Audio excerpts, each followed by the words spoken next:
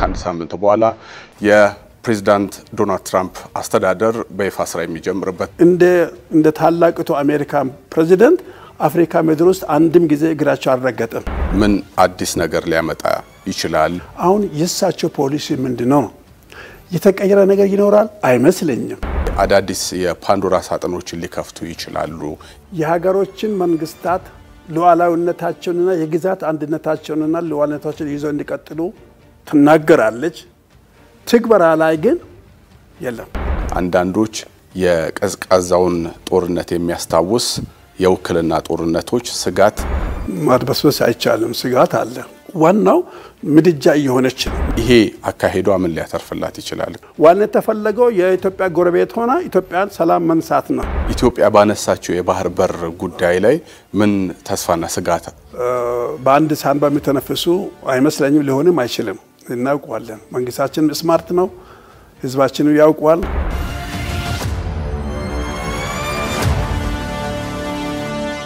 ሰላም ጤና ይስጥልን የተከበራችሁ ተመልካቾቻችን፣ ቀይ ባህርኛ ፕሮግራም ሳምንቱን ጠብቆ ተመልሷል። ዛሬም እንደተለመደውና ከዚህ ቀደም እንደምናደርገው የተለየ ርዕሰ ጉዳይ መርጠን ተገናኝተናል። እንግዳም ጋብዘንላችኋል። አብራችሁ እንድትሆኑ በአክብሮት እንጋብዛችኋለን።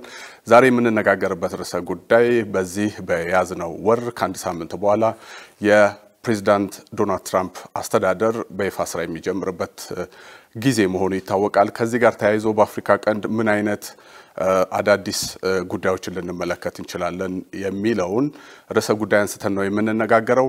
እንግዳ ጋብዘንላችኋል። እንግዳችን በዲፕሎማሲው ረገድ ያካበተ ልምድ ያላቸው ናቸው። እንደዚሁም በህግና አስተዳደር ጉዳዮችም እንደዚሁ ያካበተ ልምድ አላቸው። ከዛ ውጪ በዋናነት ፖለቲከኛ ናቸው። ዶክተር ተሻለ ሰብሮ ናቸው። ከሳቸው ጋር ነው ጥሩ ቆይታ የምናደርገው።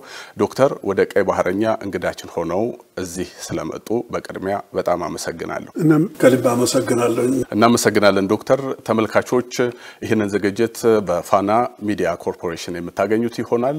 አብራችሁ እንድትሆኑ በአክብሮት እንጋብዛለን። እንደተለመደው አጠር ያለ ጥንቅር አለ። እሱን ተከታትለን ተመልሰን ስንገናኝ ወደ ውይይታችን በቀጥታ የምንገባ ይሆናል። ፕሬዝዳንት ትራምፕ በአውሮፓውያኑ ታህሳስ 2016 ዓ.ም ኢየሩሳሌም የእስራኤል ዋና ከተማ መሆኗን በይፋ እውቅና የሰጡበትን መግለጫ አወጡ። It is time to officially recognize Jerusalem as the capital of Israel.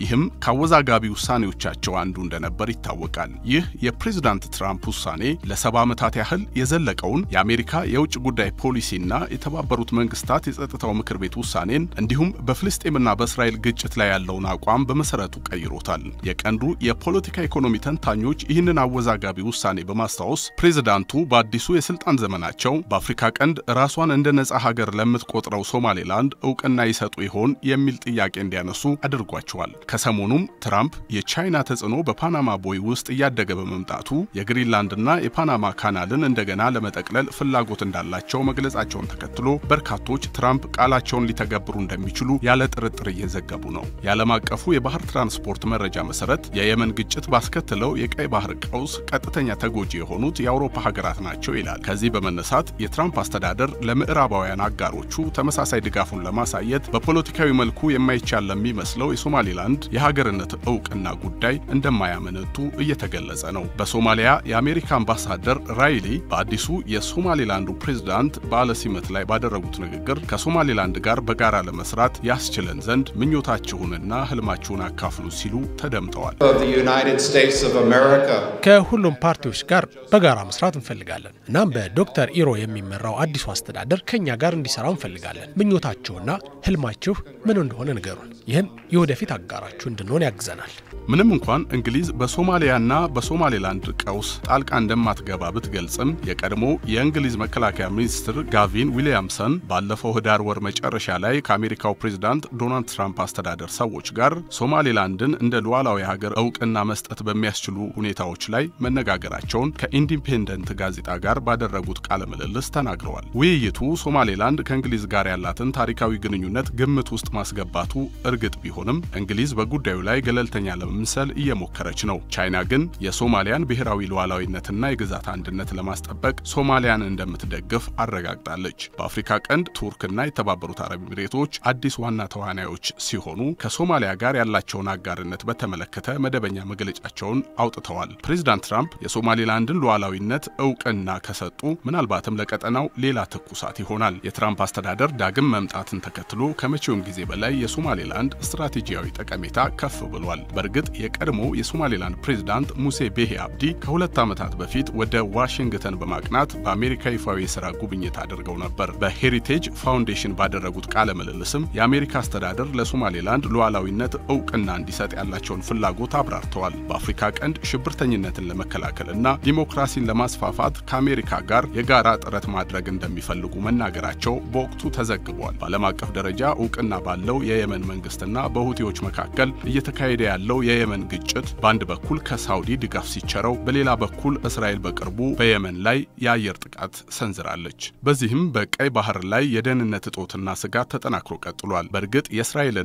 የየመን ግጭት ገና ጅምር ላይ ያለ መሆኑ ግልጽ ነው። ሆኖም እስራኤል በኢራን ላይ የምትወስዳቸው ጠንካራ እርምጃዎች በፕሬዝዳንት ትራምፕ ሙሉ ድጋፍ እንደተቸራቸው ምንም ጥርጥር የለውም። እየተካሄደ ያለው የየመን ግጭት 12 በመቶ የሚሆነውን የዓለም የባህር ንግድ ፍሰቶችን አስተጓጉሏል። ግጭቱም በነዳጅ፣ በምግብ፣ በመድኃኒት፣ በወታደራዊ መሳሪያዎችና በመረጃ ኬብሎች ተሸካሚ በሆነው የቀይ ባህር ንግድ መስመር ላይ በቀጥታ ተጽዕኖ አሳድሯል። በቀጠናው በተከሰተው የጸጥታ መደፍረስ የአሜሪካ፣ የሳውዲ አረቢያና የአውሮፓ ሀገራት መርከቦች እንቅፋት ሆኖባቸዋል። በዚህም የእስራኤል በአፍሪካ ቀንድ ንቁ ተዋናይ የመሆን አዝማሚያ በቸልታ አይታይም። የትራምፕ አስተዳደር የቻይናን የቤልት ኤንድ ሮድ ኢኒሼቲቭ እንዲሁም ቤጂንግ በአፍሪካ ቀንድ ያላትን ወታደራዊና ኢኮኖሚያዊ ተጽዕኖን ለመከላከል ከጅቡቲ በተጨማሪ በሶማሊላንድ የጦር ሰፈር የመገንባት ፍላጎት እንዳለው ተነግሯል።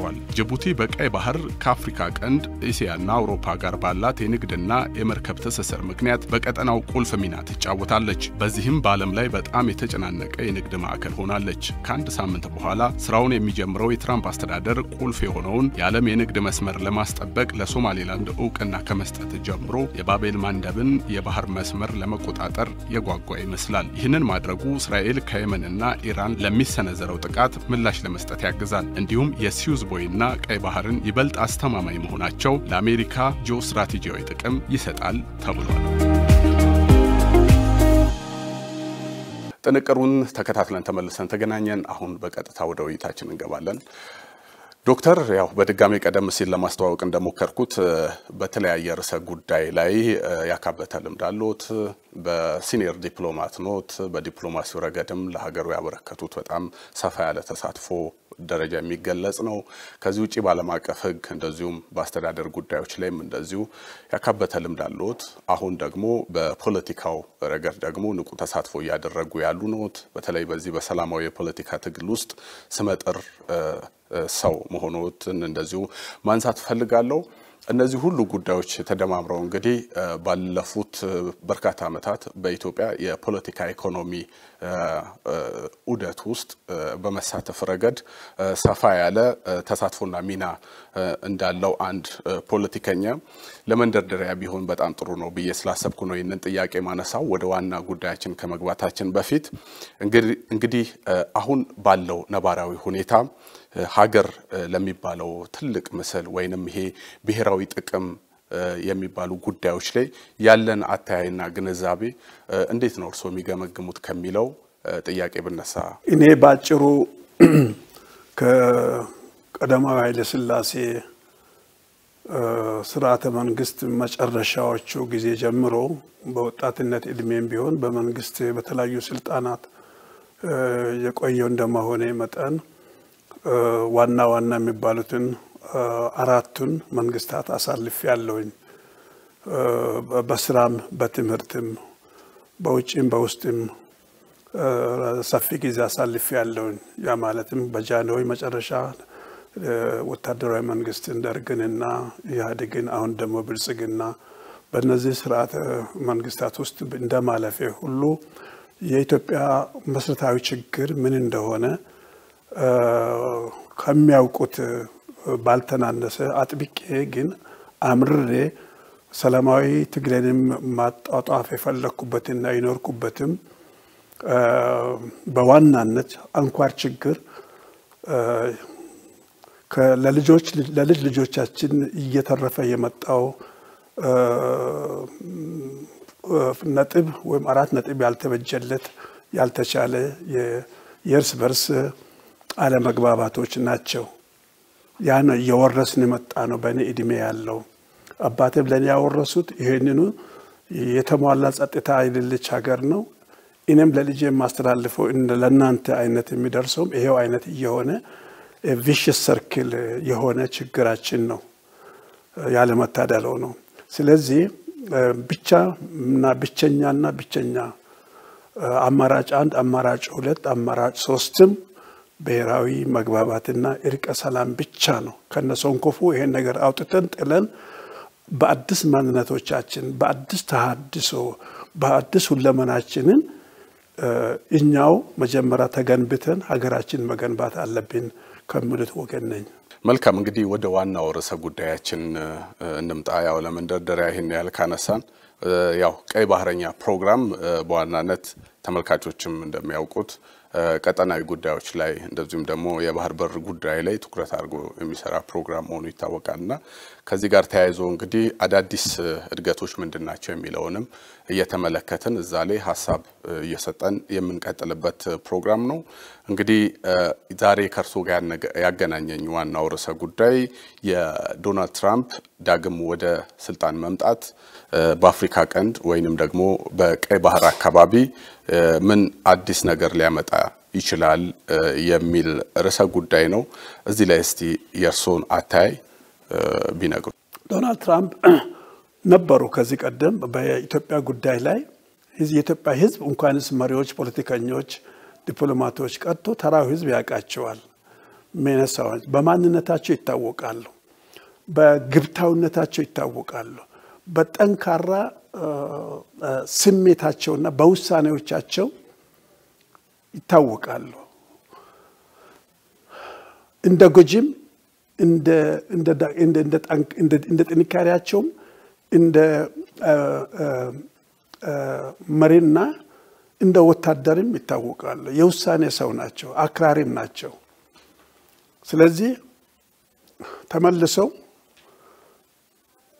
ከአንድ ዙር ምርጫ ከባይደን ቀጥሎ እና አሁን የአሜሪካ ፕሬዚደንት ለመሆን በቅቷል። ከሁለት ሳምንታት በኋላ ሰሚታቸው ይካሄዳል በዋሽንግተን ዲሲ። አሁን የሳቸው ፖሊሲ ምንድነው? የተቀየረ ነገር ይኖራል አይመስለኝም። ምን ነበር የተቀየረ ማለት? አስቀድሜ በመጀመሪያ ዙር በነበራቸው የ4 ዓመት ስልጣናቸው ነጭ ቤተ መንግስት ቆይታቸው ላይ ምን ነበር ዋናው መፈክራቸው? አሜሪካ ፈርስት ነው የሚሉት። አሜሪካ ትቅደም ወይንም አሜሪካ ቀዳሚ የሚባል መርህ ነው ሎጎ ነው የያዙት። ይሄም ብቻ አይደለም፣ እንደገና አሜሪካን ይጠንካራ እናረጋለን ነው። እንደገና አሁን ደግሞ ያሉት እንደገና አሜሪካ ትቅደም፣ አሜሪካን እናስቀድም፣ አሜሪካ ፈርስት የሚለው ነው። ይሄ ሎጎአቸው ብዙም መልእክቶች አሉት በውስጡ ያዘሉ ናቸው። ስለሳቸው ማንነት ከተነገረ ወደ ኢትዮጵያ ከመምጣታችን በፊት ይህ ማለት ምን ማለት ነው? ለራሳቸውም ለዓለምም ውስጣዊ ፖሊሲ አለ። አሜሪካ ፈርስት በሚለው ውስጥ እዛ ማዕቀፍ ውስጥ እዛ ማር በሚመስለው ውስጥ ሌላም ነገር ሊኖር ይችላል። እንደ ሀገር ውስጥ ኢንተርናሊ እንደው ውጫዊ ትርጉም ሊሰጥ ይችላል። ምን ማለት ነው? አተገባበር ላይ እስከምን ይሄዳል የሚለው ሌላ በሁለት ከፍለን ልናየው የሚችላል። ውስጣዊ ወይም እንደ አሜሪካ ዜጋ አድርገው ቢወሰድ በትክክል ለአሜሪካና አሜሪካ the great አሜሪካ the first አሜሪካ መጀመሪያው ቀዳሚ ሀገር ነች በዓለም the only strongest country nation የሚባለው ነው። ስለዚህ ያንን የነበረውን ከፍታውን ሊያስቀጥሉ ይፈልጋሉ። ወደ ውጫዊ ማንነታቸው ስንሄድ ለአሜሪካ ጥቅምና ለመንግስታቸውና ለህዝባቸው ጥቅም ሲሉ ማናቸውንም በውጭ ዓለም ውስጥ ያደርጋሉ። ህጋዊ ይሁንም አይሁንም፣ ፍትሃዊ ይሁንም አይሁንም፣ ዲሞክራሲያዊ ይሁንም አይሆንም ሰላማዊ ይሁንም አይሆንም ያደርጋሉ ወደኛ ላምጣ መጀመሪያ ይሄንን በሚያደርጉበት ጊዜ ያንንም እንዳደረጉት አሁንም ያደርጋሉ የልማትንና የልማት ፕሮጀክቶችንና የሰብአዊ መብት እርዳታዎችን እኮ አቋርጧል ወይም ቀንሷል በዛን ጊዜ አሁንም ያ ኢትዮጵያን ስለሚመለከት እሱም አይቀርም ሊያደርጉ ይችላሉ በአፍሪካ ቀንድ በተለይም በኢትዮጵያ ላይ ኦኬ የወታደራዊ የበላይነትንም ሊያደርጉ ይችላሉ በተለያዩ ኃይል ወታደራዊ ኃይላቸውን ይበልጥ ጡንቻ ያጠናክራሉ ያ በጣም ወሳኝ ሊሆን ይችላል አይም በእኛ ውስጥ ዙሪያ ላይ በጣም ወሳኝ ነው አሁን ደግሞ አልሸባብንና በዛ ሶማሌ ላይ በእኛ በምስራቅ ክፍላችን ዋዋሳኝ በሶማሌ ምድር ላይና በዙሪያ ያሉት የአልሸባብም ሆነ የአልቃይዳ ረዛዦች እና ሌሎችም ሁከት ፈጣሪ ቡድኖች ይኖራሉ ከአይ ባህር ማዶ ወንም ከየመን ገልፍ ሰላጤ ማዶ ያለው በየመንም ደግሞ ይዛ ላይ ተጎለጎሉት የሁቲ ጦር ያነሱት እነዚህ ወንበዴዎችም አሉ በኢንዲያን ኦሽንና ወይም ሐይቅና በሬድሲም እና በዛ ላይ የሚሯሯጡት የሶማሌ ዘራፊዎች ወይንም ፓራይሲዎች ዘራፊ ቡድን እነሱም በጣም አስጊ ሁኔታ ላይ ነው ስለዚህ እነዚህን ሙሉ ደግሞ ለመቆጣጠር አሜሪካ ፍላጎቷን ወደ አፍሪካ ቀንድ ኢትዮጵያንም ጨምሮ አትኩሯል በዚህም ጊዜ ምንድነው አዲሱ ፕሬዚደንት ወይም ዶናልድ ትራምፕ ይሄንን ተግባራዊ ለማድረግ በሶማሌላንድም የጦር ቤዛቸውን ለመመስረት ፍላጎት አሳይቷል እስራኤልም እንደዚሁ እኛ ኦሬዲ ጠይቀናል የኛ ጉዳይ ፕሮሰስ ላይ አለ ኤዩ ወይንም የተባበሩት አረብ ኤሚሬቶች ኦሬዲ ዛለች ሰፍራለች ይሄ በሶማሌላንድ ማለት ነው ወሳኝ አካባቢ ስለሆነ ቅርበትም ስለሆነ ለዛ ለቀይ ባህርና ለኤደን ለየመን እና እነዚህ ወሳኞች ተግባራቶች ናቸው ስለዚህ ሌላው በስድስቱ ኢትዮጵያንም ጨምሮ የምስራቅ አፍሪካ ወይም የቀንድ ሀገራት የሚባሉት ኢትዮጵያንም ጨምሮ በዙሪያ ያሉ ስድስቱም ቢሆን በየራሳቸውም ሆነ በየግሎቻቸውም ሆነ በጋሪዮሽ የሚሆን የራሳቸው ያልተረጋጋ ፖለቲካ አለ ኢኮኖሚያዊ ችግሮች አሉ ጸጥታ ችግሮች አሉ የፖለቲካዊ ግጭቶች አሉ ችግሮች አሏቸው ሁሉም ስድስቱም ከኤርትራ ጀምሮ ሁለቱም ሱዳኖች ጅቡቲን እና ሶማሊያ ሶማሌላንድ እና ኢትዮጵያ ኬንያ እነዚህ ሁሉ ትንሽ ያልተረጋጋ ሁኔታዎች አትሞስፌር ወይም ባህሪ ነው ያለው ያልተረጋጋ ያንን አሁን ዶናልድ መንትያ መንገድ ላይ ናቸው አሉ ገና አልጠራም ሲመጡና ስራ ላይ ዙፋን ላይ ሲመጡ እንዴት እንደሆነ እናውቃለን ሁለት ነገር ይጠብቃቸዋል መንትያ መንገድ ላይ ክሮስ ሮድ እርግጥ እሳቸው ብቻቸው ወሳኝ አይደለም ወይ የአሜሪካ ፖሊሲ የታወቀ ነው ምን ጊዜም ቢሆን የአሜሪካንን ፍላጎትና ኢንትረስት ጥቅሞችን በዚህም ሆነ በዛ ማስከበር ነው ቢሆንም የሳቸው ሁለት አካይዶች ገና አለየላቸው በሰላማዊ መንገድ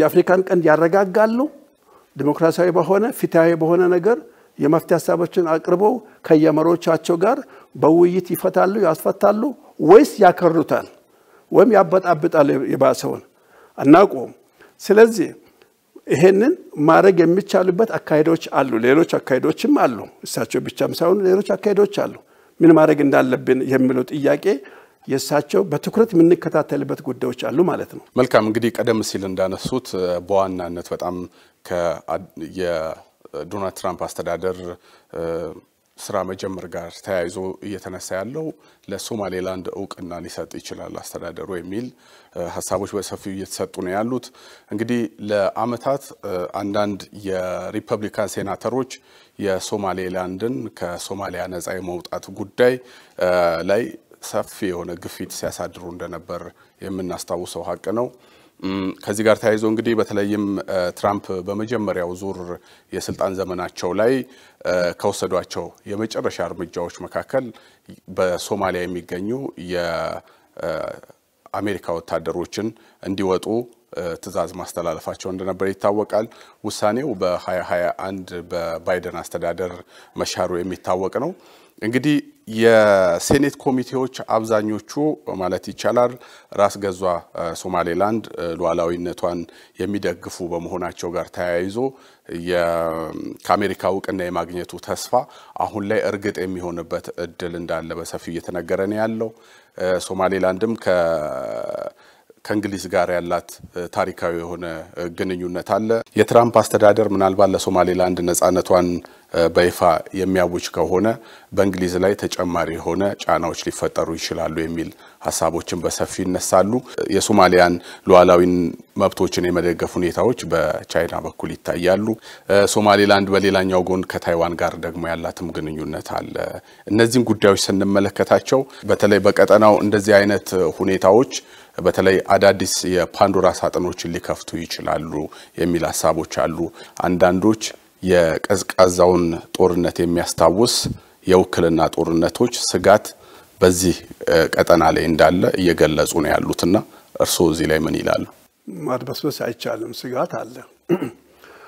ስጋት ደግሞ መፍትሄዎችን ይዞ ይመጣል ወይንም እየለየ ይሄዳል ከጊዜ ሂደት ጋር። ዋናው በጥበብና በታላቅ ጥንቃቄ ዲፕሎማሲያዊም ሆነ ወታደራዊ አንዳንድም ህጋዊ ይዘት ያለውን ቅድመ ዝግጅቶች ያደረገ ክፍል ምንድነው ጥርስ ያለው አንበሳ ሊሆን ይችላል። አንደኛ የሶማሌላንድ ያው 33 ዓመት በላይ ነው በራሷ ነፃ መንግስት መሆኗን አውጃ ከ1991 እንደ አውሮፓውያኖች አቆጣጠር ያው አንድ መንግስት አንድ ዲሞክራቲክ መንግስት እና ህዝብ ማድረግና መኖር እንደሚገባው ልክ ምሳሌያዊ የሆነች እየኖረች ነው። ነገር ግን ከየትኛው መንግስታት ኦፊሻሊ በመንግስታት ደረጃ እውቅና አለማግኘቷ እያበሳጫትም እየተፈታተነትም እንዳለ ይታወቃል። አሁን እዚህ ላይ ድሮ ከነበረው ይልቅ አሁን ገፍቶ በጣም ተፈላጊነቷን እያሳየ መጣለች ሶማሌላንድ። ዋናው ምድጃ እየሆነች ነው። ምክንያቱም ያቀማመጧም ስትራቴጂክ የጸጥታም ሆነ የደህንነት ስትራቴጂክ ነጥብ ሆናለች። ትንሽ ሀገር ትመስላለች ግን ብዙ ባህር ለመስመር ይኖራታል። ስለዚህ ይሄ ስትራቴጂክ ከጸጥታም ሆነ ከደህንነት ጥበቃ አኳያ እዛ ላይ የሁሉም መንግስታቶች እዛ ላይ አብዛኞቹ ሌላ ሀያላን እዛ ላይ የተረባረቡ ነው። ኦሬዲ የተባበሩት አረብ ኤምሬት ቤዟን እዛ መሰርታለች፣ ስራውን ቀጥላለች። ከዛ ውጪ ግን ኢትዮጵያም ደግሞ ያው እንደምናውቀው የዛሬ ዓመት ጀምሮ ስምምነቱን አድርጋ በዛ ዙሪያ ላይ እንቅስቃሴዎች እየተካሄዱ ናቸው። ቀጥሎ አሁን እነዚህ ሁለቱ ብቻ ኢትዮጵያና ኤዩ ብቻም አይደለም የአረብ ኤምሬትን ብቻ ሳይሆን ኢትዮጵያም እንዳለች ነው። ሶስተኛና ሌላ አራቶች ዛሬ እየተራኮቱ ነው። አንደኛ አሜሪካ ትፈልጋለች አካባቢውን እዛ ላይ እግሯን ወታደራዊ ቤዟን ለመስራት ትፈልጋለች። ቻይና ትፈልጋለች፣ ራሽያ ትፈልጋለች። እንደውም ይባስ ብሎ ደግሞ ኢንዲያም እና እስራኤልም ይፈልጋሉ እዛ ቦታ ላይ እግሮቻቸውን ማስገባትና ቤዝ እንዲኖራቸው እየተሯሯጡ ናቸው። እንግዲህ ወደ 6 የሚሆኑ እኔ እስከተረዳድሮ 6 የሚሆኑት መንግስታት እዛ ላይ እየተፋለሙ ናቸው፣ እየተሯሯጡ ናቸው። ኦኬ ይሄ እኛ ደግሞ ማየት አለብን ከኢትዮጵያ ጥቅም ከመንግስታችንና ከህዝባችን ጥቅም አኳያ ትንሽ ከፈት ብናደርገው መልካም ነው እንበለው። እውቅና የማግኘቱ እሰየው ባንጀምሮ ጥሩ ነው። ከጀመርን ደግሞ ላይቀር እውቅናው እኛ አስቀድመን ከኛ ጋር በስምምነታችን መሰረት ቢሆንልን ያ የሜሞራንደም ኦፍ አንደርስታንዲንግ ኤምኦዩ ተግባራዊ ቢሆን መልካም ነበር። ግን ባልታሰበ አቅጣጫ ሁኔታ ሁሉ ብዙ ነገሮችን የሚያናጋና የሚያነካካ ሆኖ ስለተገኘ ፈተና ላይ ፈተና እየመጣ ስለሆነ መንግስታችን ረገብ ብሎ ግራ ቀኙን እያየ በዲፕሎማሲ አካሄዱም የተቆለፈውን የተቋጠረን ሁሉ በጥንቃቄና በጥበብ በዲፕሎማቲክ ጥበብ በሰላማዊ ትግል የጠላቶቹን መንደር እየሰረሰረ እየገባ አድናቆትን በሚያተርፍ መልኩ እየፈታ ያለ ጉዳይ ነው። በተቻኮለ ሁኔታ ይሄንን ሜሞራንደም ኦፍ አንደርስታንዲንግ መተግበር ላይ ሳይሆን ሊያተኮረው ያ የማይቀር ነገር ነው። አንድ ቀን ሄዶ ግን ሌሎች ጥፋቶችን እንዳስከትል ወይም እንዳመጣ ሰላማዊ ፖሊሲን እያረጋገጠ ያለበት ጉዳይ ላይ አሁን ለራሳቸውና ለመንግስታቸው ጥቅምና ኢንትረስት አሜሪካም እየገባች ነው፣ እስራኤልም እየገባች ነው እና ሌሎችም እየገቡ ነው። ቻይናም ሆነ ራሽያም እየገቡ ከሆነ እነዚህ ደግሞ በዝም ሆነ በዛ መልኩ የኢትዮጵያ ጠላቶች የኢትዮጵያ መንግስትና ህዝብ ጠላቶች በጠላትነት የተፈረጁ ሳይሆን በጥንቃቄ ከነሱ ጋር አብሮ የመስራት ጉዳዮችን ከመመልከትና ከመጠበቅ አኳያ ከመስራት አኳያ ለኛ አድቫንቴጅ ሊሆን ይችላል። እንደ ግብአት መጠቀም እንችላለን። አብሮ በማደግ አብሮ በመፍታት አብሮ በመሰለፍ ሊሆን ይችላል። እንደ ቀንዳም ታሪካዊ ጠላት እንደ ግብጽና እንደ በዙሪያው እንዳሉት መንግስታት አይደሉም ማለት ነው። ስለዚህ የግብጽን መከላከልና ለግብጽም ሽንፈትና ጓዛን ጠቅላ ከዛ አካባቢ እንድትወጣ ማድረግ የሚቻለው ከነዚህ ሰላም ወዳድና የኢትዮጵያንም ጥቅምና ህጋዊ ጥቅምና ማንነት ተቀብላ አብራ ልትሰራ አብሮ የትብብር ለመፍጠር ሰላምን ከማረጋገጥ አኳያ የኢትዮጵያም የባህር በርም ከማረጋገጥ አኳያ ከነዚህ ጋር መስራት በጣም የተሻለ አማራጭም ውጤታማም ሆኖ ይቀርባል ማለት ነው። ስለዚህ ከዚህ ጎን ደግሞ እነሱ የራሳቸው ምክንያት አላቸው። ለምን በቀይ ባህር የታችኛው የደቡባዊ ክፍል መግቢያ በር ላይ ያለው ያ ሰርጥ በሩ በጣም ወሳኝ ነው። እሱ ደግሞ ለኢትዮጵያ ማለት ለጅቡቲም ሆነ ለሶማሌላንድ ርቀት ላይ አይደለም። ያ ቦታ በጣም ወሳኝ ነው። ኢትዮጵያ ለአንድ ባህር በር ጠይቃ ወይም ታግላ በሰላማዊ መንገድ ከአንድ በላይ እንደምታገኝ ተስፋው ጭላንጭሎቹ በጣም ሰፊ ናቸው ብዬ አስባለሁ። ስለዚህ አሜሪካ የምትረባረበው አሁን ቅድም እንደነገርኩት እነዚህ አልሸባብን እና የአልቃይዳን ሪጃጆችና በተለይ ደግሞ የመን ላይ የሰፈሩትንና ለዚህ ለቀይ ባህር መርከቦችን በተለይ በየቀኑ እኮ ታውቃለህ ስንት እንደሆነ ወደ 80 መርከቦች በየቀኑ ይንቀሳቀሳሉ። 15% የሆነው የባህር የዓለም ግሎባሊ የዓለም 15% የሚታስተናግድ መስመር ነው የቀይ ባህር። በጣም ወደ 30 የሚሆኑትን በመቶ ኮንቴነሮችን የዓለም ግሎባሊ የሚተላለፈውን የሚታስተናግድ አካባቢ ነው። እጅግ መሰረታዊና ጠቃሚ ስትራቴጂክ መስመር ነው። ስለዚህ ያንን እንደ ድሮ እንደተረሳቸው አይደለም። ሁሉም ትንሽም ሆነ ትልቅ መንግስታቶች እዛ ላይ እየተረባረቡ የምናያቸው ነገር ነው። ጅቡቲ ላይ ለምሳሌ ከ8 በላይ መንግስታት አሉ። ኦሬዲ ቤዝ አላቸው መጥቀስ ይቻላል። እንዲሁም ደግሞ ነው ከ8 በላይ ሌላ 2 መንግስታት ደግሞ ይፈልጋሉ እዛ ላይ ቤዛቸውን ለመትከል እና ያ አካባቢ በጣም ሙቀት ያለው ልክ ይሄ አሁን እንደ አርቴል በቃ እየፈላ ያለበት አካባቢ ነው ማለት ይችላል። ስለዚህ የኛም ጠቀሜታ በጣም እዛው አጠገባችን ሆነው እነዚህ ለሚረባረቡ ከሆነ እኛ ደግሞ 130 ሚሊዮን በላይ ህዝብ ይዘን ለማናቸውም ጉዳይ ይሄን ታላቅ ህዝብ ይዘን ያለንን የጀግንነትና የአንቱታን ስፍራ ከማስጠበቅ አኳያ የሚያስፈልገን ለኛ ኢኮኖሚን ለመገንባት ኃይላችንን የጦር ኃይላችንን መከላከላችንን ለማጠናከር ዲፕሎማሲን ለማጠናከር እድገታችንን አፋጥነን ለመቀጠል የግድ መተንፈሻ በር ለንግድ መርከብ የሚሆን ለባህር ኃይል ማረፊያም ሆነ መንቀሳቀሻም የግድ በሮች ያስፈልጉናል። ይሄ በዚህ አይነት ተቃዋሚዎች የለም። በጣም ታዋቂ ከሆኑት ቅድም አልኩትን እንደ ግብጽና እንደ ሌሎቹ ከመሰል ዙሪያ ካሉት መንግስታት በስተቀር ዓለም የተቀበለው ለኛ በር እንደሚያስፈልገን አብዛኛው የተስማማበት ነው እንዴት ይሁን የሚለው ኦሬዲ ስራ ተጀምሯል መልካም እንግዲህ ቀደም ሲል ያነሱት ሐሳብ ላይ ነው ዛሬ ተጨማሪ ሐሳብ እንዲሰጡ ስለፈለኩ ነው የዶናልድ ትራምፕ አስተዳደር ለሶማሌላንድ እውቅና የሚሰጥ ከሆነ እንግዲህ በቀጠናው ላይ ከጅቡቲ ቀጥሎ ሌላ የጦር ሰፈር ሊያቋቁሙ የሚችሉበት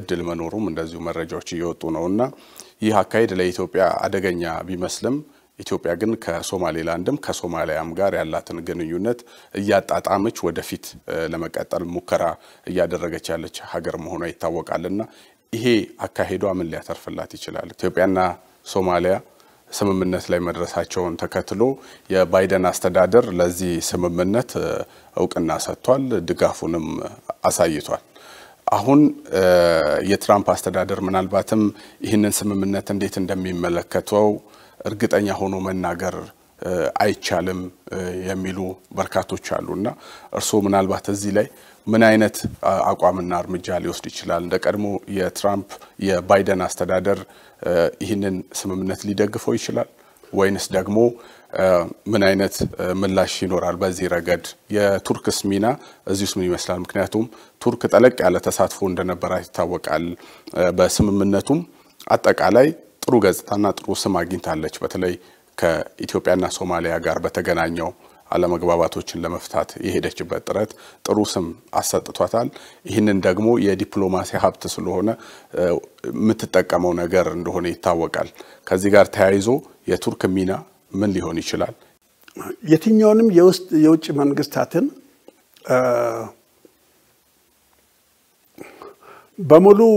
በሙሉ ልብ ተቀብለህ ተማምነህ መቀጠል አትችልም በተለይም ዶናልድ ትራምፕን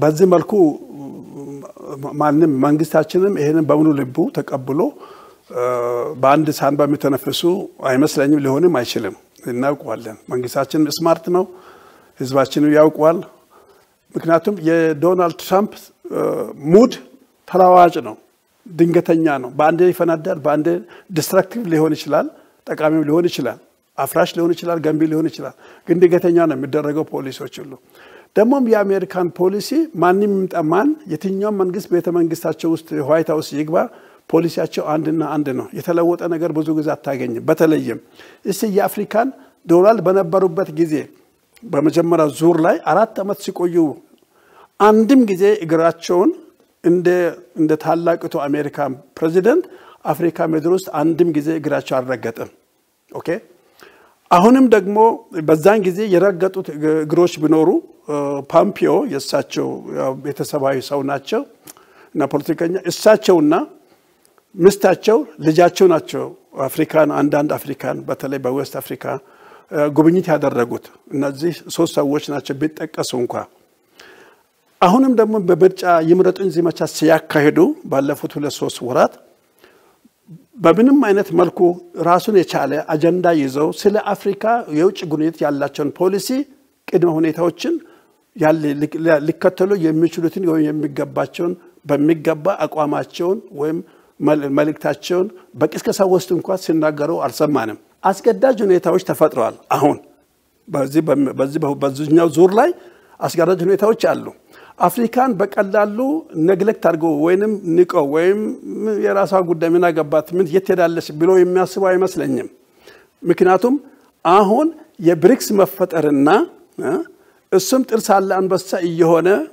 ተግዳሮትን እየፈጠረ መቀጠሉ እዛም ውስጥ ደግሞ የብሪክስ አባላት የሆኑትም የአፍሪካ መሪዎችም ወይም ሀገራትም ስላሉ ኢትዮጵያንም ጨምሮ አሁንም ይገቡ ያሉ እዛ ውስጥ ስለዚህ የዛ አካል መሆንና የዶላርን ጥያቄ እውቅና የማግኘት ይሄንን የአሜሪካንን ዶላር ብሔራዊ ገንዘብ አድርጎ የመጠቀምም ጉዳይ ፈተና ላይ እየወደቀ ስለሆነ ቻይናና ራሺያ ደግሞ ፍላጎታቸውን እያጠናከሩ በአፍሪካኖች መሪዎችና ህዝቦች ጥቅም ላይ ያተኮሩ ከቃል ባለፈ በተግባር በወታደራዊ በሴኩሪቲ በልማት በኮንስትራክሽን በተለያዩ ዘርፎች እየተባበሩ ከመሆናቸው አኳያ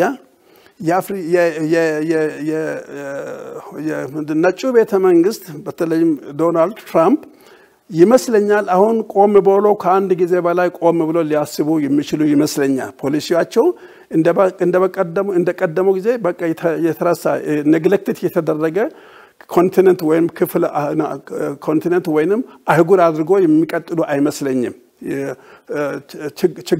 ችግር ይገጥማቸዋል የአሜሪካን ፖሊሲ እንደ ትላንት ነው ሊቀጥል ብሎ ብዙ ነገር ያጣሉ አንድ ነገር ከዚህ ጋር በጣም ወሳኝ የሆነ ነገር ግን በእድሜ የተማርኩትና በዲፕሎማቲክ ፊልድ ላይ በውጭም በመስሪያ ቤትም ውጭ ጉዳይ ያለው የተረዳሁት ነገር ባነበብኩትም ባየሁትም የአሜሪካን ፖሊሲ አንድና አንድ ነው አሜሪካ የውጭ ፖሊሲ ምን ጊዜም ሰላማዊ እንዲሆን ትሻለች ትታገላለች ለዛው የአሜሪካ ፖሊሲ ውጭ ግንኙነትን በተመለከተ የሀገሮችን መንግስታት ሉዓላዊነታቸውንና የግዛት አንድነታቸውንና ሉዓላዊነታቸውን ይዘው እንዲቀጥሉ ትናገራለች ትግበራ ላይ ግን የለም ለምሳሌ እኔ በአንድ ወቅት ላይ መቋዲሾ በነበርኩ ኢትዮጵያ ዲፕሎማት ከፍተኛ ዲፕሎማት ሆኜ በሰራሁባቸው ወቅት ከአሜሪካ ዲፕሎማቶች እዛም መቋዲሾም ከነበሩትና በውጭም ከሚሰማቸውና ከምናነባቸው የኢትዮጵያን አንድነት እስከ መጨረሻ እንደሚደግፉና ለዛም እንደሚሰሩ ነበር ሲናገሩ የነበሩት በጃንሆይ ምን በደርግ ዘመን ጀምሮ የኢትዮጵያን አንድነት ስታውጅ ስትናገር ነበር በፐብሊክ ነገር ግን መጨረሻ ላይ ያ ፌክ ሆኖ ነው የቀረው ስለዚህ ባረከችው አስመራን ከኢትዮጵያ እንዲገነጠል ወሰነችና አስወሰነች ጨረሰች በለንደን የመጀመሪያ የሰላም ስምምነት ቀነቀጠሮ ላይ ሌላ ታሪክ ነው ተፈጠረ ኦኬ እሷ የምትናገር ፖሊሲ ስለተናገረች አይደለም እውነት ለመናገር የተናገረውን በተግባር የሚተረጉመው ለየቅል ናቸው ነው አሁን እዚህ ላይ ያመጣሁት አዎ ሁሉ ጊዜ ላይሆን ይችላል እንደ ሁኔታው ነው የሚታየው ነው የውጭ ግንኙነት እንደ ሁኔታው ነው የሚታየው እንደ አየሩ ጠባይ ነው የሚታየው እንደ ዲፕሎማሲ ጥንካሬ ነው እና እንደ ሌላው አካባቢ ምንነት ነው የሚጎዳውና የሚጠቅማትን ታቃለች መስረቱ ግን ፕሪንሲፕሏ ይሄን ብቻ ማመን የለብንም ነው አምነን ብቻ ተቀበለን እሷ እንዲብላለች አሜሪካ ቤተ መንግስት እንዲብሏል ይሄን ተቀበለን የሚቀጥል ህዝብ አይደለም የኛ ህዝብ እናውቃለን በዚህ ትልቅ ጥበብ አለን መሪዎችም ጠንካሮች ናቸው ልክ ያባይን ተመልከቱት አይተዋል ያባይ ህዳሴ ግድብን ነው ተፈርማላችሁ ዘላይ በቃ ጣትን ንከረክ አምጣ ይሄው እስክሪብቶ በተባለበት ፖዝ ነው ማሰብ ይፈልጋል ብላ ይወጣችና ያንን ለዛ ከቅኝ ገዢዎች በላይ ተደረገውን ከባድ ድፍረት ተሞላበትን አካይ ተቀላክላ ነው የመጣችውና ዛሬ ራሷን በራሳችን ላይ በኩራትና በክብር ታላቁ ህዳሴን ግድብ መገደብ የቻለችው ዓለምን ያስደነቀው ታሪካዊ ድልና ስራ ነው ኦኬ ስለዚህ አሁንም ቢሆን በቱርኪ የተደረገው የአንካራ ስምምነት አዎ ሚና ተጫውታ ሊሆን ይችላል ነገር ግን የሷ ሚና ለመንግስቷ ለአሜሪካ መንግስትና ለህዝብ ይጠቅማል ብላ ከምታስበው አንግል ነው ሁልጊዜ የሚታየው በሂደቱ ላይ ሆኖ ካልተገኘ ታፈርሰዋለች ወይም ለማፍረስ ትፍጨረጨራለች ሌላ መካኒዝም ትፈጥራለች ይሄ ታወቀ ነው ይጠቅመኛል ብላ ካሰበችው በዛ ትቀጥላለች ሰፖርት ድጋፍ እየሰጠች ትቀጥላለች በሌላ በኩል ደግሞ ትመጣለች ስለዚህ ሁላችንም እኛም ቆቆነን መጠበቃለን በሳይንሳዊ በሆነ ጥናት ላይ ተደገፈ ምሁራዊ የሆነ በቃ ነቅቶ እንደ ጥሩ የበጎች እረኛ ከተኩላ ሊከላከል የሚችል ሊያስመልጥ የሚችል እረኛ ሆነን ነው የኢትዮጵያ ዲፕሎማሲም ሆነ ፖለቲካው አመራሩ ሚሊተሪው ሁልጊዜ ንቃት ላይ ስራ ላይ ትግበራ ላይ ግንዛቤ ላይ መረጃ ኢንፎርሜሽን ላይ ሁልጊዜ ሆነን መገኘት ነው ያለብን ነው ያንን ኮፕ አፕ ማድረግ የምንችለው ልናፈርስና ልንጠግነው ልንጠነቀቅ አስቀድም ልናደርገው እንደምንችለው አይነት ይሄ ነው ለምሳሌ አሁን በሶማሌ ምድር ላይ ግብጽ አፋፍማ መጣለች ዞሮ እሷ ቅማን ልትወጣ ነው እንጂ አልሸባብን ለመዋጋት አይደለም እንደም አልሸባብ ውጊያውን እንዲቀጥል ትፈልጋለች በውስጥም በውጭም በቂታም በተዘዋዋሪ ዋና ተፈለገው የኢትዮጵያ ጎረቤት ሆና ኢትዮጵያን ሰላም መንሳት ነው በቂታና በተዘዋዋሪ ብትችል መውረር ነው ባትችል እንደዚሁ ሁለት ቢላዋ በሊታ አይነቱን የኛን ልጆች በእኛው ያደረገች ማተረማመስ ነው የምትቀጥለው ቅርብ ላይ መሬታችን ድንበር ላይ ሆነ እንደዚህ ነቅተና ቀርብ መገኘት አለብህ ባይ ነኝ እኔ ከዚያ ኳያ ነው እኔ የአሜሪካኖች አው ጎረቤቶች ያስፈልጉናል ጉርቤትና ያስፈልጋል ወዳጅነት ያስፈልጋል በብዙ መልኩ ጥሩ አከን ምናገረው ከኢስትም ወዌስትም ከኖርትም ከሳውዝም ባላንስ ጠብቀን እየሄድን ነው የኢትዮጵያ መንግስት ያለው ይሄንን የምታስቀጥልበት ሁሉ ጊዜ ቨርጀንት ሆነ ነው በቃ ሁሉ ጊዜ ንቁ ሆነ ነው መጠባበቅና መጠበቁጭ ለመጠበቅ እየሰራህ የምትጠብቁ እየቀደምክ የምትጠብቁ ለማለት ነውና እስካሁን ያለው ዲፕሎማሲ ከሞላ ጎደል አመርቄ ነው ቀደም ሲል ሲገልጹት እንደነበረው በጣም በርካታ ሀያላን ሀገራት በአፍሪካ ቀንድ ላይ እየተፎካከሩ ይገኛሉ እንግዲህ ይህ ፉክክር ደግሞ ስጋቱን ከፍ አድርጎታል በተለይ ከዚህ ከጸጥታና ደህንነት አንፃር ነገር ግን አሁን አያይዘው ቢመልሱልኝ በጣም ደስ የሚለኝ ከቅርብ ጊዜ ወዲህ ያው ፊትም አለ ግን አሁን በግልጽ ተሳትፎ ጎልቶ የመጣበት ነው የእስራኤል ወደ አፍሪካ ቀንድ የመምጣት አዝማሚያና ኢትዮጵያ ባነሳቸው የባህር በር ጉዳይ ላይ ምን ተስፋና ስጋት አለው ዞሮ እኛ በየትም ይምጣ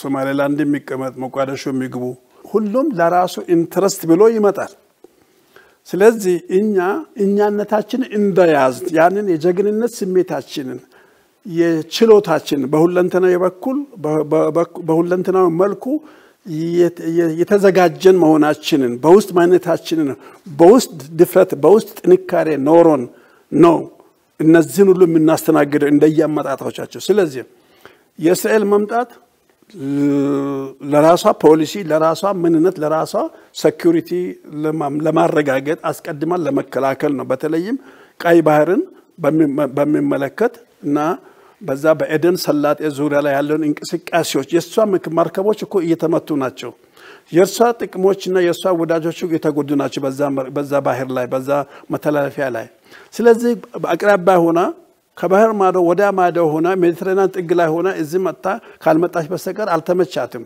ስለዚህ እሷ ጥቅሟን ይዛ ነው በጥቅሟን ይዘ መጣች ወጪ የምታወጣው ደም የምታፈሰው ስራዎች የምትሰሩት ቤዝ የምታቋቁመው ምክንያት አላት ለህዝቧ ነው ለህዝቧ ጥቅም ነው ኦኬ ለህዝባችን ደግሞ እኛም ደግሞ የጋራ ፍላጎት አለን ስለዚህ ካለን ታሪካዊ ጉንኝነቶቻችን አንፃር ይሄንን መድረክ ይሄንን ማንነት ኢንቲቲ ማለት ነው እስራኤል የምትመጣበትን ይሄንን ኢንቲቲ ይሄንን ማንነት ተቀብለን ወዳጅነታችን አጠናክረን በጋራ ጉዳዮች በሚያስማሙን ሁሉ አብሮ ትብብር ማድረግ ነው ወታደራዊ ስትራቴጂካዊ ዲፕሎማሲያዊ ማናቸውንም አይነት ፖለቲካልም ካስፈለገ በእነዚህ ሁሉ ትብብሮችን መቀጠል ነው ወዳጅነትን ማጠናከር ነው ለዚህ ጥሩ ገጠመኝ ሊሆን ይችላል አንዴ ነው በዚህ ጉዳይ ደግሞ ስናማር ግብጽና የልብ ወዳጅነት ያላቸው የጥቅም እንጂ የልብ ወዳጅነት ታሪካዊ ጉንኝነታቸው ስትመለከት ግብጽና እስራኤል ወዳጆች አይደሉም ወዳጅነታቸው ወይም እንዲሁ በስምምነት ላይ በወረቀት ላይ የሰፈረ ተፈራርሞ ከወረቀት የተገኘ ጉንኝነት ነው ግብጽና እስራኤል ያላቸው በውስጣቸው የተቀላቀሉ አይደሉም አይተማመኑም ስለሆነ እኛ ደግሞ በእኛና በግብጽ መካከል ያለው ትልቅ የሆነ እነሱም ታሪካዊ ጠላት ኢትዮጵያ ነች ይላሉ እኛም ታሪካዊ ጠላቶች እነሱ ናቸው ፋራኦኖች ናቸው ስለምንል በዚህ ጊዜ የጠላቴ ጠላት ወዳጄ ነው የሚለው መርህ ደግሞ እንዲሰራ ማድረግ ነው እት እዚሁ እስራኤል የምትመጣ ከሆነ አድቫንቴጅስ ይኖረዋል ማለት ነው ስለዚህ ኢትዮጵያ እስራኤል ምንም እንኳን ጠንካራ መንግስት እና ኃይል አላት መንግስት ታዋቂ የሆነች መንግስት አስፈሪ መንግስት መሆኗ ቢታወቅም እኛ ደግሞ በዛው ልክ ራሳችንን ሳናሳንስ በዛው ልክ አቻ ለአቻ በሚሆን የጋራ ትብብር ላይ ከቀጠል ጠቀሜታው ይጠቅመናል የጋራ ትብብር ማድረግ ነው ትልቁ ነገር አንዴ እዚህ ላይ በዚህን ጊዜ እኛ ዲፕሎማቲካሊም ሚሊተሪም እና ፖለቲካሊም ምናልባትም ወታደራዊም ጠቀሜታ እናገኛለን ከነዚህ አካላት ጋር በተለይም ከእስራኤል ጋር ካለው አኳያ ስለዚህ እስራኤል መምጣት ለኢትዮጵያ በሚጠቅም መልኩ መገልገል መጠቀም አለብን እንጂ ለኢትዮጵያ ጥቅም ብላ አትመጣም ለራሷ ብላ ስለምትመጣ የኛም ጥቅሞች እዛ ስላሉ ያንን ጥቅም በጋራ በትብብር መልክ በመደጋገፍ መልክ በተለያዩ መስመሮች ያንን ማጠናከር አለብን ወደ መልካምና ወደ እድል መቀየር እንችላለን ባይነኝ መልካም እንግዲህ የማጠቃለያ ሐሳብ እንዲሰጡኝ ነው እኛ በአፍሪካ ቀንድ ላይ የምንፈልገው በዋናነት ቀጠናው ሰላምና ደህንነቱ የተጠበቀ የተረጋጋ እንዲሆን እንፈልጋለን ከዛ ውጪ ደግሞ ዋናው ገባችን ደግሞ በዚህ ሂደት ውስጥ የባህር በር ማግኘቱ ጉዳይ ዋና ርዕሰ ጉዳያችን ነው እነዚህ ጉዳዮች ለማሳካት ደግሞ የኛ የዲፕሎማሲ ጥረት ምን መምሰል አለበት የሚለው ላይ ሐሳብ ይስጡ የዲፕሎማሲ ጥረታችን አንዳንዶች እንዱ ከመሬት ተነስተው ያለ ምክንያታዊነትና ያለ ፍትሃዊነት ምናልባትም በሐቅ ላይ በቅንነት ላይ ያልተመሰረተ ትችት ስለቁና ያለን የተለመደ ነው ከመልካም ስራ ጋር አብሮ ሌላም ነገሮች ይከተላሉ መጥራት መጠንከር ያለበት አዎ ይገባኛል ነገር ግን አሁን ኢትዮጵያ ዲፕሎማሲዋ የውስጥ ማንነት የውስጥ መንግስትነት ህዝባዊነት እና ማንነት ላይ የሚንጸባረቅ ነው የውስጥ ነጸብራቅ ነው ውጪ የሚላከው ብዙ ጊዜ መሰረቱ ይሄ ነው አንዳንድ ጊዜ ኢትዮጵያ ፖሊሲ ሶፍት ዲፕሎማሲ የሚባል አይነት አለ በቃ ለስለስ ያለ አይነት የሚካሄድበት ጉዳዮች ነበሩ ሁሉ ጊዜ አይሰራም እሱ ባልጠ ወይም ጠጥረህ ነው ዲፕሎማሲውን የምትጋፈጠው ቃላት በማጣፈጥና በመላዋወጥ አይደለም በመሽከርመም አይደለም ዲፕሎማሲ እኔ ተማርኩት እኔ ማምነው የሰራውበትም ከዛ ቋያ ነው ጥበብ ያስፈልጋል ማስተዋል ይፈልጋል ዕውቀት ይፈልጋል መረጃ ይፈልጋል ቋንቋ ይፈልጋል ከዚህ አቋያ ብዙ የውጪ ጣልቃ ገቦችና አፍራሾች ኃይሎች ስላሉብን ህጋዊ ጥቅሞቻችንና መብቶቻችንን እየተፈታተኑ ስለሆነ ዲፕሎማሲው ያን ግብረ መልስ ለመስጠት በሚያደርጋቸው የዲፕሎማሲ አካሄድና ሳይንስ ልምምዱን እያጠናከረ በቃ ሲዝንድ የሆነ ዲፕሎማት በሳል ዲፕሎማት እያደረገ እንዲሄድ ምቹ ነው ተፈጥሮለታል ሳይወድ በግድ ይሄን ነገር ማድረግ ግድ ስለሆነበት ስለዚህ መጥፎች ተግዳሮቶችን ወደ እድል መለወጥ ተችሏል ሚሊተሪው ዲፕሎማሲው ፖለቲካውም እንደዛው ነው ስለዚህ እነዚህ እና ደህንነቱም እንደዛው ነው ይመስለኝ እነዚህ አራቱ ወሳኞች ናቸው በውጭ ግንኙነትም በውስጥ አሰራሮችም በውስጥ ፖሊሲዎችም አቋያ ከዚህ አቋያ አሁን የኢትዮጵያ ዲፕሎማሲ በደንብ አድርጎ በቃ መሪሃዊ የሆነ በመርህ ላይ ተመሰረተ ሳይንሳዊ በሆነ ቤቱን ያዘጋጀ ልጆችን ያዘጋጀ በተለያዩ መንገዶች ፈተናውን ያለፈ የነጠረ ኢሳት ፈተናውን ያለፈ መሆን አለበት ነው በጣም እጅግ አድርጌ አመሰግናለሁ ዶክተር ተሻለ ሰብሮ እዚህ ድረስ መተው በቀይ ባህረኛ እንግዳችን ሆነው በቀጠናዊ ጉዳዮች ላይ ሐሳብና እይታዎትን ስላጋሩኝ በጣም ነው ማመሰግነው እኔም ከልብ አመሰግናለሁ እናመሰግናለን ተመልካቾች ቀይ ባህረኛ ፕሮግራም የሳምንቱ የተከታተላችሁትን ይመስል ነበር በሚቀጥለው ሳምንት በተለየ እንግዳ በተለየ ርዕሰ ጉዳይ እንገናኛለን እስከ ሳምንት መልካም ጊዜ ይሁንላችሁ ይሄንን ፕሮግራም በማቅረብ በማዘጋጀት ደረሰ አማረ አብራችሁ ነበርኩኝ መልካም ጊዜ ይሁንላችሁ